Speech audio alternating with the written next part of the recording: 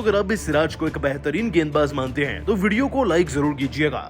दोस्तों सांस रोक देने वाले अंतिम ओवर में मोहम्मद सिराज ने अपनी घातक गेंदबाजी के दम पर पूरे मैच को पलटकर कैसे आखिरी गेंद पर जिताया, आपको पूरा वीडियो दिखाएंगे। लेकिन उससे पहले आप सभी को क्या लगता है, सिराज और बुमराह में बेहतर कौन है, नीचे कमेंट जरूर कीजिएगा। तो दोस्तों सीरीज का पहला वनडे मुकाबला भारत और वेस्टइंडीज की टीम के बीच में पोर्ट ऑफ स्पेन के मैदान में खेला गया। आपको बता दें कि सीरीज को लीड कर रहे हैं शिखर धवन। अब दोस्तों इस मुकाबले की बात करी जाए, टॉस धवन की टीम हार गई थी, यानी कि भारतीय क्रिकेट टीम और वेस्टइंडीज की टीम ने टॉस जीता, पहले गेंदबाजी चुनी।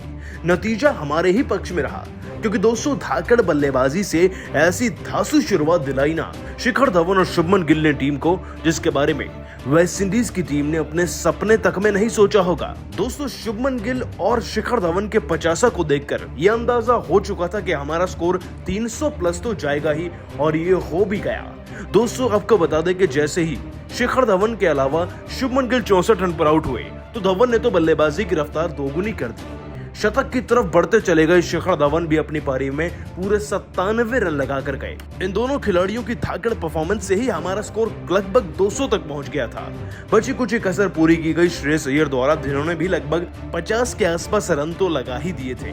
हालांकि दोस्तों इसके बाद कोई खिलाड़ी कुछ खास नहीं कर पाया और दीपक हुड्डा व अक्षर पटेल के थोड़े बहुत एफर्ट के चलते 30 या 20 रन की पारी के चलते हम 300 के पार पहुंचे और हमने लक्ष्य दिया पूरे 309 रन का। लेकिन दोस्तों एक बैटिंग पिच पर यह लक्ष्य हमारी शुरुआत के हिसाब से बहुत छोटा था और डर था कि वेस्टइंडीज की टीम कहीं मैच में जीत ना जाए, और यही डर मुकाबले की शुरुआत में ही फिर सच होता साबित भी नजर आया जब भारतीय टीम की गेंदबाजी आई। दोस्तों पावर प्ले में विकेट मिलना तो छोड़िए, वेस्टइंडीज की टीम के बल्लेबाज तो भारतीय गेंदबाजों को पीट रहे थे। माना कि शेओफ जैसे धाकड़ बैट्समैन 7 रन पर आउट किए गए थे और ये विकेट भी सिराज के नाम रहा था। लेकिन इसके बाद दो खिलाड़ी मैदान में ऐसे जमे कि जमकर रह गए। हम बात करें के मायर्स एंड शैमरा ब्रुक्स की। दोस्तों दोनों खिलाड़ियों ने मिलकर टीम को 150 के पार पहुंचा दिया। अब इन दोनों का विकेट हर हाल में चाहिए था, लेकिन विकेट लेने का तो सवाल ही पैदा नहीं हो रहा था, क्योंकि दोनों ने हर एक गेंदबाज को चौके और छक्कों के आंकड़ों पर नाप कर रख दिया था। खैर शेहोप का विकेट गिरा पारी के 5वें ओवर में, 16 पर 1 विकेट हुआ था, लेकिन उसके बाद अगला विकेट मिला पारी के 24वें ओवर में जाकर। दोस्तों तब तक 150 तक पहुंच चुकी थी ये वेस्टइंडीज की टीम, लेकिन अब भारतीय टीम के सामने एक नई चुनौती थी, विकेट लेने की, पार्टनरशिप्स को तोड़ने की, और इसी चुनौती को पूरा किया भारतीय गेंदबाजों ने। और मानना पड़ेगा कि शार्दुल ठाकुर अपने नाम का लोहा मनवा ही गए, क्योंकि सबसे महत्वपूर्ण विकेट ठाकुर साहब के ही तो नाम रहे। दोस्तों पारी के 24वें ओवर में शैमरा ब्रुक्स को कैच आउट करा दिया शार्दुल ठाकुर ने श्रेयस अय्यर के हाथों। 46 रन पर इनका विकेट एक पहली सीढ़ी थी अब वेस्टइंडीज की टीम को तोड़ने के लिए, लेकिन ज्यादा वक्त नहीं लगा अब वेस्टइंडीज की टीम को गिराने में। ठाकुर की गेंदबाजी को देख दोस्तों धवन ने उन पर ही भरोसा जताया। पारी के 26वें ओवर में उन्हें फिर से बुला लिया और दोस्तों काइल मायर्स जो कि 75 रन लगा चुके थे, अब वो उनके टारगेट में आ चुके थे। एक इन स्विंग का इस्तेमाल कर उन्होंने उनको सैमसन के हाथों कैच आउट करा दिया और उनकी पारी 75 पर समाप्त कराई।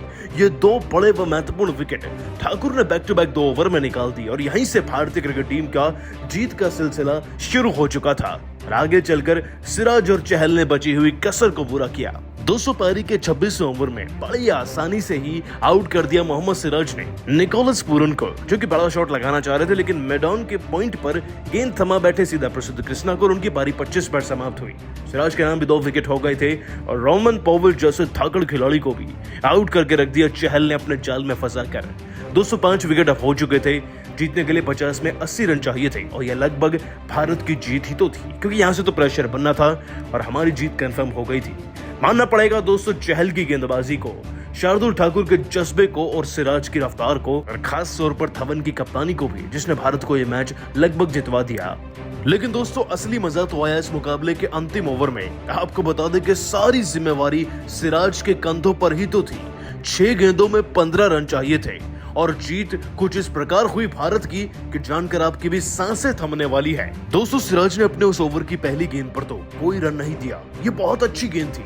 अगली गेंद पर एक सिंगल आ गया, लेकिन फिर तीसरी ही गेंद पर एक चौका लग गया था और वहीं से मुकाबले में वेस्टइंडीज की टीम अपनी वापसी कर चुकी थी। 3 गेंदों में दोस्तों जीतने के लिए 11 रन चाहिए थे। तभी चौथी गेंद पर 2 रन भागकर पूरे किए गए और 5वीं गेंद एक वाइड गेंद हो गई।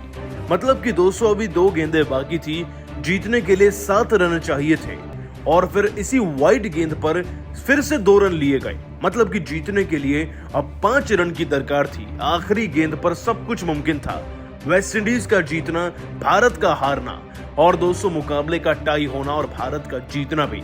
लेकिन फिर मोहम्मद सिराज ने इतनी घातक यॉर्कर डाली कि शॉट लगाना तो छोड़िए, गेंद उनके बल्ले पर बिना लगे ही विकेटकीपर के हाथ में चली गई और हम इस मैच को ही जीत गए, वो भी मात्र 3 रन के अंदर से। और दोस्तों, ये सब कुछ मुमकिन हुआ तो सिराज के इस आखिरी ओवर में। दोस्तों, सिराज ने अपने बयान में कहा, इस लम्हे को शब्द में बयान नहीं कर सकता।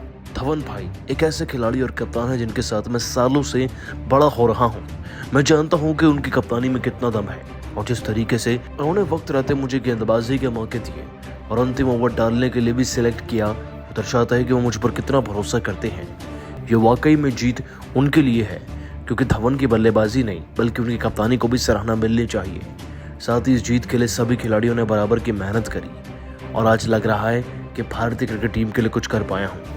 इतना ही नहीं, मैं और शुक्रिया अदा करना चाहूँगा रोहित, धोनी और कोहली भाई जैसे खिलाड़ियों का, क्योंकि अगर आप आगे बढ़ते हैं तो जाहिर सी बात है इन खिलाड़ियों की एजुकेशन, इनके दिया गया आपको एक्सपीरियंस बहुत मायने रखता है। और जब मेरा बुरा वक्त चल रहा था तब रोहित भाई और कोहली भाई ने मिलकर मुझे आगे पुश किया। आज मौके मिल रहे हैं तो वाकई में मन किया कि सबको जीत की बधाई दी जाए। ये जीत हमारे फैंस के नाम है और ये जीत केवल एक मुकाबले तक सीमित नहीं रहने वाली, हम T20 और वनडे दोनों जीतेंगे।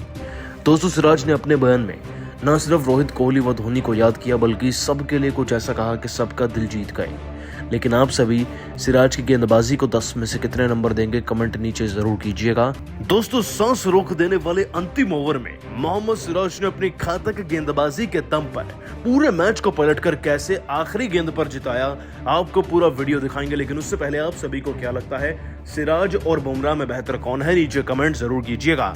तो दोस्तों, सीरीज का पहला वनडे मुकाबला भारत और वेस्टइंडीज की टीम के बीच में पोर्ट ऑफ स्पेन के मैदान में खेला गया। आपको बता दें कि सीरीज को लीड कर रहे हैं शिखर धवन। अब दोस्तों, इस मुकाबले की बात करी जाए, टॉस धवन की टीम हार गई थी, यानी कि भारतीय क्रिकेट टीम, और वेस्टइंडीज की टीम ने टॉस जीता, पहले गेंदबाजी चुनी। नतीजा हमारे ही पक्ष में रहा, क्योंकि दोस्तों धाकड़ बल्लेबाजी से ऐसी धांसू शुरुआत दिलाई ना शिखर धवन और शुभमन गिल ने टीम को, जिसके बारे में वेस्टइंडीज की टीम ने अपने सपने तक में नहीं सोचा होगा।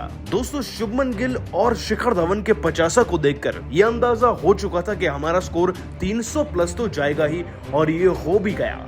दोस्तों, आपको बता दें कि जैसे ही शिखर धवन के अलावा शुभमन गिल 64 रन पर आउट हुए तो धवन ने तो बल्लेबाजी की रफ्तार दोगुनी कर दी। शतक की तरफ बढ़ते चले गए शिखर धवन भी अपनी पारी में पूरे 97 रन लगाकर गए। इन दोनों खिलाड़ियों की धाकड़ परफॉर्मेंस से ही हमारा स्कोर लगभग 200 तक पहुंच गया था। बची कुछ एक कसर पूरी की गई श्रेयस अय्यर द्वारा, जिन्होंने भी लगभग 50 के आसपास रन तो लगा ही दिए थे। हालांकि दोस्तों, इसके बाद कोई खिलाड़ी कुछ खास नहीं कर पाया और दीपक हुड्डा व अक्षर पटेल के थोड़े बहुत एफर्ट के चलते 30 या 20 रन की पारी के चलते हम 300 के पार पहुंचे और हमने लक्ष्य दिया पूरे 309 रन का। लेकिन दोस्तों, एक बैटिंग पिच पर यह लक्ष्य हमारी शुरुआत के हिसाब से बहुत छोटा था और डर था कि वेस्टइंडीज की टीम कहीं मैच में जीत ना जाए, और यही डर मुकाबले की शुरुआत में ही फिर सच होता साबित भी नजर आया जब भारतीय टीम की गेंदबाजी आई। दोस्तों, पावर प्ले में विकेट मिलना तो छोड़िए, वेस्टइंडीज की टीम के बल्लेबाज तो भारतीय गेंदबाजों को पीट रहे थे। माना कि शेओफ जैसे धाकड़ बैट्समैन 7 रन पर आउट किए गए थे और यह विकेट भी सिराज के नाम रहा था। लेकिन इसके बाद 2 खिलाड़ी मैदान में ऐसे जमे कि जमकर रह गए। हम बात करें के मायर्स एंड शैमरा ब्रुक्स की। दोस्तों, दोनों खिलाड़ियों ने मिलकर टीम को 150 के पार पहुंचा दिया। अब इन दोनों का विकेट हर हाल में चाहिए था, लेकिन विकेट लेने का तो सवाल ही पैदा नहीं हो रहा था, क्योंकि दोनों ने हर एक गेंदबाज को चौके और छक्कों के आंकड़ों पर नाप कर रख दिया था। खैर, शेहोप का विकेट गिरा पारी के 5वें ओवर में, 16 पर 1 विकेट हुआ था, लेकिन उसके बाद अगला विकेट मिला पारी के 24वें ओवर में जाकर। दोस्तों, तब तक 150 तक पहुंच चुकी थी ये वेस्टइंडीज की टीम। लेकिन अब भारतीय टीम के सामने एक नई चुनौती थी, विकेट लेने की, पार्टनरशिप्स को तोड़ने की, और इसी चुनौती को पूरा किया भारतीय गेंदबाजों ने। और मानना पड़ेगा कि शार्दुल ठाकुर अपने नाम का लोहा मनवा ही गए, क्योंकि सबसे महत्वपूर्ण विकेट ठाकुर साहब के ही तो नाम रहे। दोस्तों, पारी के 24वें ओवर में शैमरा ब्रुक्स को कैच आउट करा दिया शार्दुल ठाकुर ने श्रेयस अय्यर के हाथों। 46 रन पर इनका विकेट एक पहली सीढ़ी थी अब वेस्टइंडीज की टीम को तोड़ने के लिए। लेकिन ज्यादा वक्त नहीं लगा अब वेस्टइंडीज की टीम को गिराने में। ठाकुर की गेंदबाजी को देख दोस्तों धवन ने उन पर ही भरोसा जताया। पारी के 26वें ओवर में उन्हें फिर से बुला लिया और दोस्तों काइल मेयर्स जो कि 75 रन लगा चुके थे, अब वो उनके टारगेट में आ चुके थे। एक इन स्विंग का इस्तेमाल कर उन्होंने उनको सैमसन के हाथों कैच आउट करा दिया और उनकी पारी 75 पर समाप्त कराई।